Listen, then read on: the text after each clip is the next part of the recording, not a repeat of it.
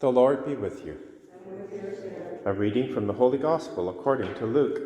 Glory to you, O Lord. One Sabbath, Jesus was at the house of a leader of the Pharisees to eat a meal. Jesus said to the one who had invited him, "When you give a luncheon or a dinner, do not invite your friends or your brothers or sisters or your relatives or rich neighbors, in case they may invite you in return, and you would be repaid. But when you give a banquet, invite the poor, the crippled, the lame, and the blind, and you will be blessed, because they cannot repay you, for you will be repaid at the resurrection of the righteous." The Gospel of the Lord. Praise to you, Lord Jesus Christ. Today we continue reading from St. Paul's great letter to the Philippians, this letter of joy that he writes from prison. And in today's selection from chapter 2, he really emphasizes unity. He does so in a way that imitates Christ. Christ has come to gather all people to himself and to the Father. And St. Paul is saying that we need to imitate Jesus so that we can, through our love, humility, compassion, draw all people to Christ as well. Unity is so important for Paul, as it was for Jesus. And as we know today, this is one of the great difficulties in our culture, lots of divisions, and in the church, and possibly in our own hearts. So what does Paul say? Have the same mind of Christ. And then he will launch into this beautiful hymn of praise that goes back probably close to the time of Jesus' ascension into heaven. In other words, the very, very early church, this hymn that talks about how Jesus, although he was equal to God, did not consider equality something to be grasped, like Adam and Eve wanted to grasp from the tree so that they could take on divine prerogatives. Jesus did the opposite. He's the new Adam. He did not grasp for divinity, but humbled himself, took on our form, became a servant, obedient even to death on a cross.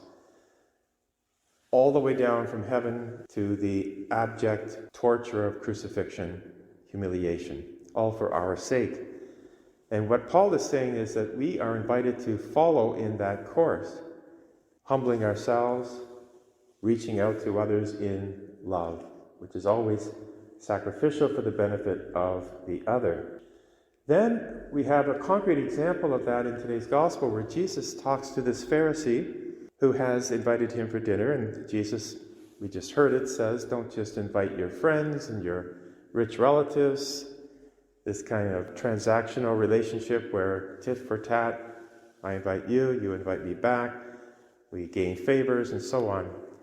Rather, invite the poor, the lame, the crippled, those who are in need. Now for us today, we could take this to the spiritual application, because what is the great banquet that Christ has invited us to? It's right here, and we're here, and that's great. But now we're called to invite those who are spiritually poor, crippled, lame, blind, to come to this banquet and share in the greatest meal, Jesus Christ himself. How do we do that? Humility, love, patience, kindness, all these virtues lived out in our lives, and having eyes to see what the needs are and who actually is disposed to come. And we have all kinds of programs in our family of parishes, as you know, Alpha being the prime example, where there is a meal. Alpha is not primarily for us in the pews, because it's just a pre-evangelization aspect of the faith, which we already know. But it is a way for us to invite someone else to come with us to this meal, and then to hear the truth of Christ, and then to join us in actually then coming to Mass. Many different ways to bring people to the church, to our family of parishes, but it all gets back to what Paul is saying here. Have the same mind of Christ. Do nothing from selfish ambition or conceit, but in humility regard others as better than yourselves. Each of us should look not to our own interests, but to the interests of others. With that, let us be challenged today. Continue to pray for our neighbors, those who are away from the church, who haven't come back yet. Maybe a phone call. I haven't seen you in Mass. Is everything okay? Let's go for coffee after Mass, or whatever it takes to bring our community back together. Let us pray.